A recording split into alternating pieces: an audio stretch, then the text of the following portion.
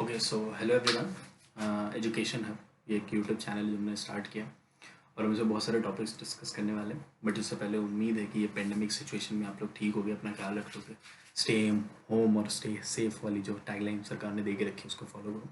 ठीक है, तो आज का जो हमने टॉपिक लिया वो बड़ा इंपॉर्टेंट है, चाइना पाकिस्तान इकोनॉमिक कॉरिडोर।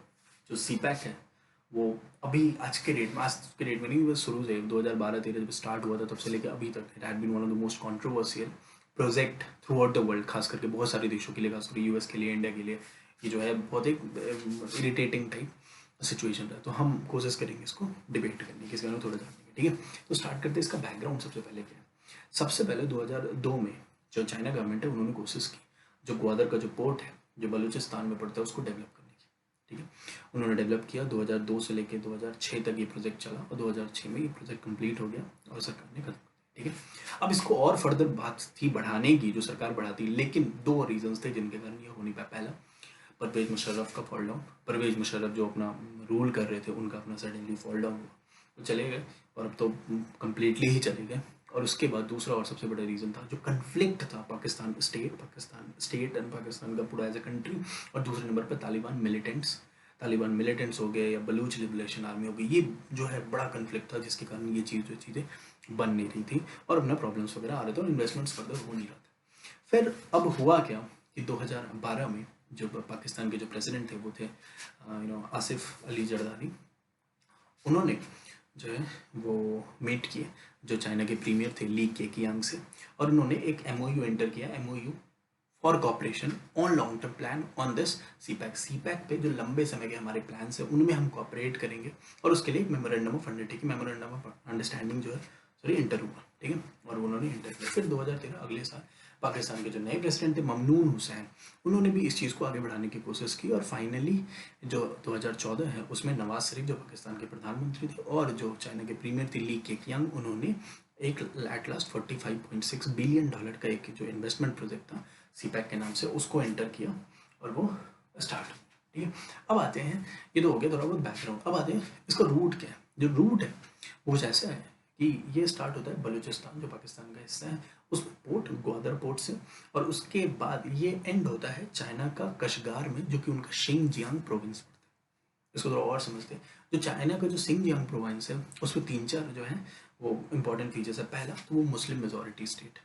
ठीक है, मुस्लिम मेजोरिटी स्टेट है। उससे पहले सबसे नंबर पर ध्यान रखें, चाइना का एक लगभग दो हिस्सा करो तो एक आता है ईस्ट चाइना और एक आता है वेस्ट चाइना। जो ईस्ट चाइना है वो डेवलप्ड है, वहाँ अप्रॉक्सीमेटली 94% 94% आबादी वहाँ की रहती है उस एरियाज में। और जो दूसरा था वेस्ट, और जो दूसरा था वेस्ट चाइना, ये जो है बहुत अंडर डेवलप्ड है। जो शिंगजियांग प्रोविंस है इसमें इनके मुस्लिम मेजोरिटी जो एथनिक योईगार कम्युनिटी UIGHAR ये जो कम्युनिटी है वो उनके रिसाइड करते हैं। मात्र 6% आबादी है कुल चाइना की और कम्प्लीटली अंडर डेवलप्ड है। ठीक है, तो ये हो गया इनका जो काशगर है जो Xinjiang province of waste China में पड़ता है। और उसके बाद जो पाकिस्तान है उसका जो बलूचिस्तान है, बलूचिस्तान में जो ग्वादर पोर्ट है वहाँ पे जो है ये पाकिस्तान का एरिया जहाँ से सिपैक स्टार्ट होता है। तो जो रूट है वो है कि पाकिस्तान ग्वादर से ये चीज़ स्टार्ट होगा, बलूचिस्तान ग्वादर से, और उसके बाद वाया लाहौर वाया इस्लामाबाद। फिर उसके बाद ये इंटर करता है पाकिस्तान ऑक्यूपाइड कश्मीर गिलगित बल्टिस्तान, और उसके बाद फिर बॉर्डर क्रॉस करके ये फिर चला जाता है शिंगजियांग प्रोविंस जो कि अपना चाइना में पड़ता है, वेस्ट चाइना में। ये उनका बेसिक हो गया। ठीक है, अभी इनकी जो डिस्टेंस है वो अप्रॉक्सीमेटली 3000 किलोमीटर से 3000 किलोमीटर के लगभग डिस्टेंस है।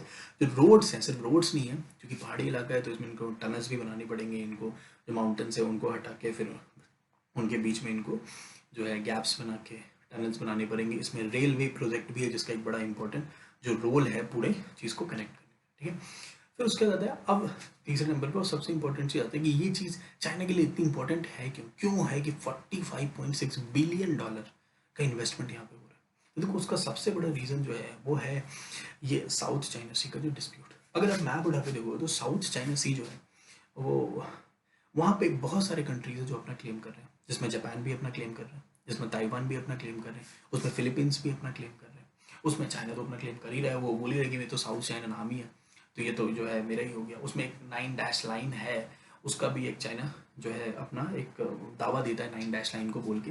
9 डैश लाइन एक्चुअली क्या है कि आप अगर मैप उठा के देखो तो 9 अलग अलग डैश हैं जो साउथ चाइना में बनाए हुए हैं। जो इनका कहना है कि ये आज का नहीं है, 17th 18th सेंचुरी से ही है 9 डैश लाइन ये बना हुआ है, और ये क्लियरली रिप्रेजेंट करता है कि साउथ चाइना सी पे हमारा हक है।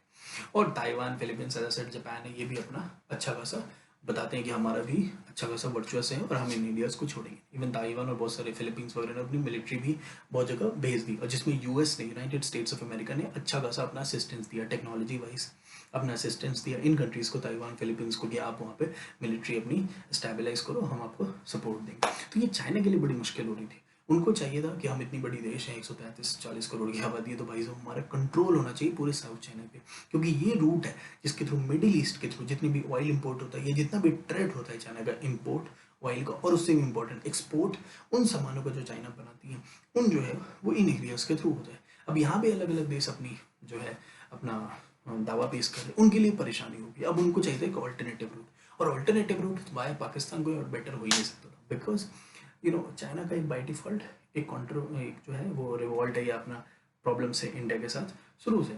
आप वॉर जो देखा 1960s में, वो भी उसके बाद जो पाकिस्तान है उसका भी एक बाई डिफ़ॉल्ट इशू है इंडिया से, वो तो शुरू से 1947 से लेके वो लोग जो है अपना इश्यूज क्रिएट कर रहे हैं, इसलिए वो बाई डिफ़ॉल्ट दोनों पास आ गए।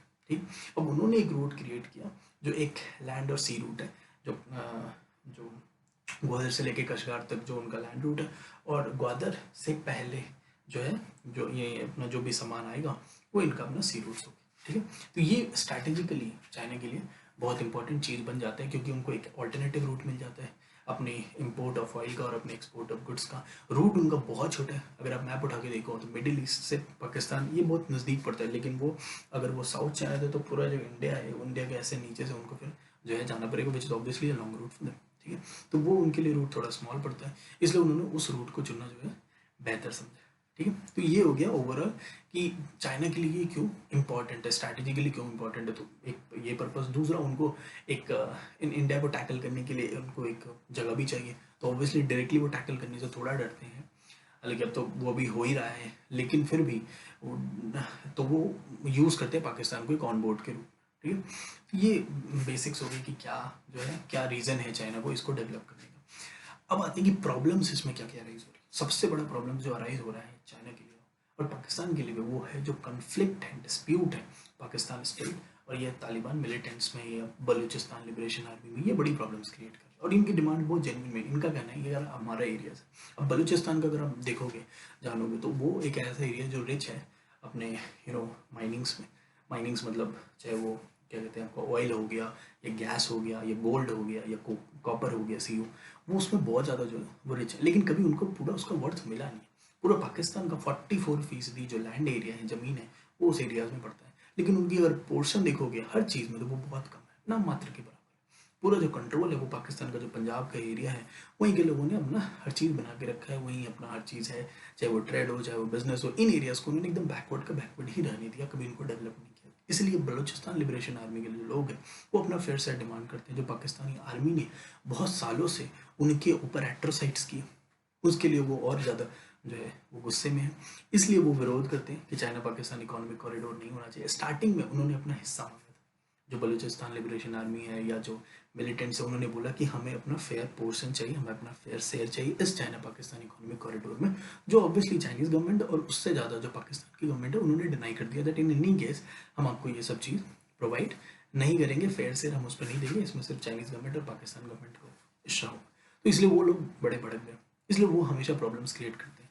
इवन 2017 में मैं पढ़ रहा था तो उसमें 2017 में जो चाइना का जो कॉन्सुलेट है, जो उनका एक ऑफिस है जो कि कराची में लोकेटेड है, वहाँ पे जो कुछ लोग हैं बलूचिस्तान लिबरेशन आर्मी के, उन्होंने जाके एक अटैक किया था जिसमें वहाँ के कुछ लोगों की डेथ भी हो गई थी। लेकिन वो चाइनीज़ नेशनल्स की डेथ नहीं हुई थी, वो बिल्डिंग के अंदर थे। वो सुसाइडल बॉम्ब अटैक था, सुसाइडल बॉम्ब अटैक, जिसके कारण जो गेट पे जो गार्ड्स वगैरह थे उनकी डेथ हो गई। तो समझा इसका कितने लोग जो हैं ये गुस्से में। ठीक है, तो ये जो है सबसे बड़ा प्रॉब्लम्स है।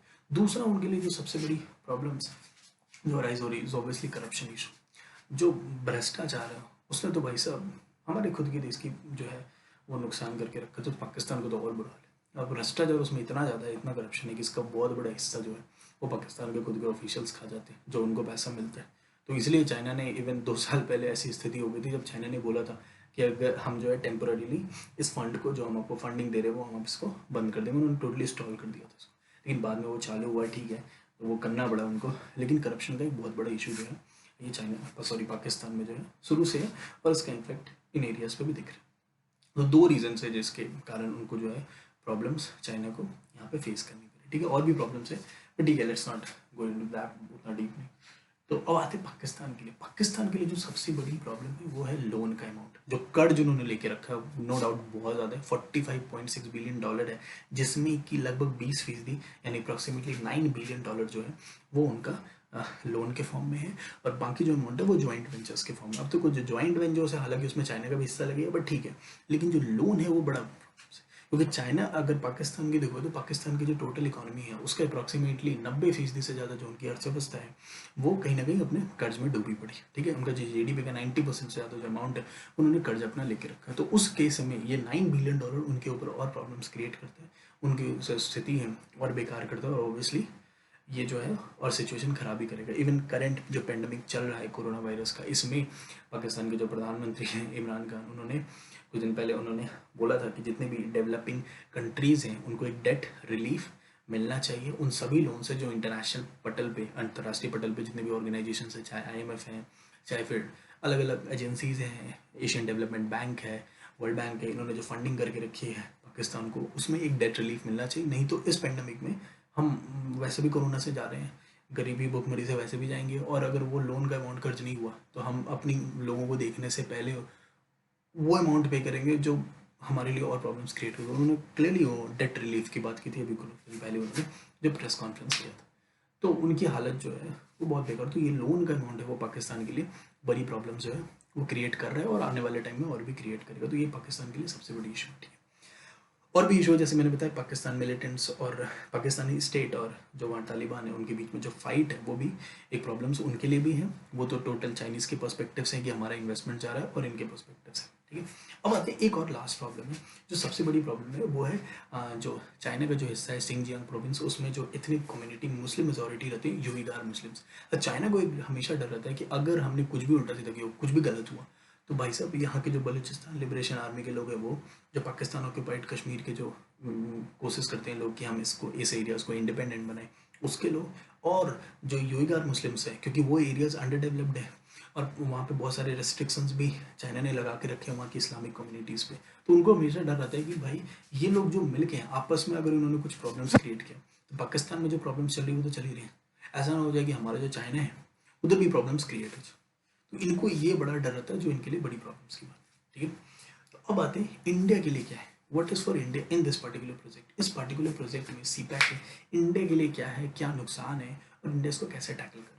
सबसे पहले तो एक चीज़ जो इंडिया के लिए बड़ा नुकसान है वो है कि ये जो रूट है, अगर स्टार्ट करोगे तो ये स्टार्ट होता है ग्वादर बलूचिस्तान से, उसके लाहौर इस्लामाबाद होते हुए पाकिस्तान ऑक्यूपाइड कश्मीर इंटर करता है, जो गिलगिट बल्टिस्तान, और उसके बाद चाइना इंटर करता है, ठीक है। तो अब पाकिस्तान ऑक्यूपाइड कश्मीर हम बोलते हैं इंडियंस, जो पाकिस्तान है वो इसको इंडिपेंडेंट कश्मीर के नाम से बोलता है। अगर ये इंडिपेंडेंट कश्मीर है तो फिर भाई आप बनाए क्यों रहे हो? अब अपने देश में ध्यान दो ना, अगर ये इंडिपेंडेंट कश्मीर का हिस्सा है, ठीक है, तो फिर आप इस एरिया में कुछ कर ही क्यों रहे हो? ये सबसे बड़ा इशू, जो भारत ने इनको विरोध भी दर्ज कराया था जब China Pakistan economic corridor start हुआ था, तभी भारत सरकार ने बोला था कि आप बोलते हो कि ये आज़ाद कश्मीर है, इंडिपेंडेंट कश्मीर है, और आप जाके यहीं पे इन्वेस्टमेंट्स करोड़ों अरबों का लगा रहे हो, जो क्लियरली गलत है। तो और एक जो कि पीओ से पास करता है, जो भारत सरकार बोलती है कि ये हमारा हिस्सा है, ठीक है। तो इसलिए भारत सरकार के लिए भी एक प्रॉब्लम्स है। तो इस पर्सपेक्टिव से भारत सरकार के लिए हमेशा प्रॉब्लम्स रहती है, और यहाँ पे भी जो है रहेगा। अब इंडिया टैकल कैसे कर रहा है? इंडिया टैकल कर रहा है इस पर्टिकुलर प्रोजेक्ट को अपने चाबहार पोर्ट से। चाबहार पोर्ट एक ऐसा एरिया जो कि ईरान में लोकेटेड है, ईरान में लोकेटेड है, जो कि भारत, ईरान और अफगानिस्तान को कनेक्ट करते हैं। अब यहाँ पे ध्यान देने की बात है कि जो ग्वादर पोर्ट है जो कि इस सीपैक का हिस्सा है, और जो चाबहार पोर्ट है जो इंडिया, ईरान और अफगानिस्तान के बीच की है, उन दोनों की जो डिस्टेंस है वो मात्र 72 किलोमीटर है, मात्र 72 किलोमीटर, ओनली 72 किलोमीटर, ठीक है। ओनली 72 किलोमीटर, समझो बहुत ही कम डिस्टेंस है। फर्क बस इतना ही है कि जो चाबहार है वो आपका ईरान में बढ़ गया, और जो ये ग्वादर है वो आपका पाकिस्तान में पड़ गया। तो इंडिया चाबहार पोर्ट के थ्रू उसको टैकल कर रहा है। इस पोर्ट को भी भारत ने डेवलप किया, और इन तीनों देशों ने अपना इन्वॉल्व करके एक रूट बनाया, जिसमें अफगानिस्तान का पूरा लैंड रूट आता है, ईरान का पूरा लैंड रूट आता है, और उसके बाद वहाँ के जो पोर्ट्स हैं वहाँ से फिर ये स्टार्ट होता है इंडिया के पोर्ट्स पर, और फिर इंडिया के जो लैंड रूट्स अपने स्टार्ट हो जाते हैं। तो बेसिकली सरकार इसको बोलती है कि लैंड रूट्स हैं, और हम सी में उतना ऑपरेट नहीं करते, टोटली जो है लैंड रूट्स है। इंडिया इसको इस तरह से टैकल कर रहा है, 4,000 करोड़ से ज़्यादा का अमाउंट है जो गवर्नमेंट ऑफ इंडिया अभी तक उसमें इन्वेस्ट कर चुका है, जिसका पर्पस है कि हम स्पोर्ट को डेवलप करें और अपना फेयर शेयर रखें। और एक तरह से जैसे चूँकि आप समझ लो डिस्टेंस चूँकि 70 किलोमीटर से, तो कहा जाता है कि जैसे चाइना ने ग्वादर पोर्ट डेवलप किया, वैसे ही इंडिया ने उस चीज़ को टैकल करने के लिए अपना चाबहार पोर्ट डेवलप किया। तो these are the like the ways जिसमें कि भारत सरकार इसको अपना टैकल कर रही है, और भारत सरकार आगे भी इस प्रॉब्लम्स को जो है इसी तरह से अपना मैनेज करते रहेंगे। ठीक है, तो ये था कुछ basics China Pakistan economic corridor को। ऑब्वियसली इसमें डिस्कस करने के लिए और भी चीज़ें, जैसे कि it's a part of China का जो सी पैक है, वो उनका one belt one road OBOR initiative जो है उसका पार्ट है। तो लेट्स लाइक डिबेट, इसको हम किसी और टॉपिक में उठाएंगे, किसी और जो है अपना वीडियोस में उठाएंगे, और इसको या जो उनका silk route, maritime silk route है, उसको हम उठाएंगे, और भी जो साउथ चाइना में जो प्रॉब्लम्स चल रहे हैं उनको और उठाएंगे। So this is actually my first video, मेरा फर्स्ट वीडियो और मेरे चैनल का सेकंड वीडियो। तो प्लीज़ कोशिश करें इसको कम से कम, अगर लाइक सब्सक्राइब, एक तो सब्सक्राइब, और अगर आपको कंटेंट अच्छा लगा तो लाइक और नॉट, बट एटलीस्ट वो कमेंट सेक्शन में अपना बातें लिख दें अप्रिशिएट करने के लिए, इफ़ यू एक्चुअली लाइक और whatever your opinions are. So ठीक है, आई होप कि अभी ये पेंडेमिक में आप लोग सही हो गए। और वैसे तो गवर्नमेंट ने अनलॉक 1 अनाउंस कर दिया, बट फिर भी जो दिल्ली में केसेस है बहुत ज़्यादा बढ़ रहे, दिल्ली मुंबई हर जगह केसेस बढ़ रहे हैं। Let's see how the government deals with it. ठीक है, so with this tata bye bye, take care, thank you.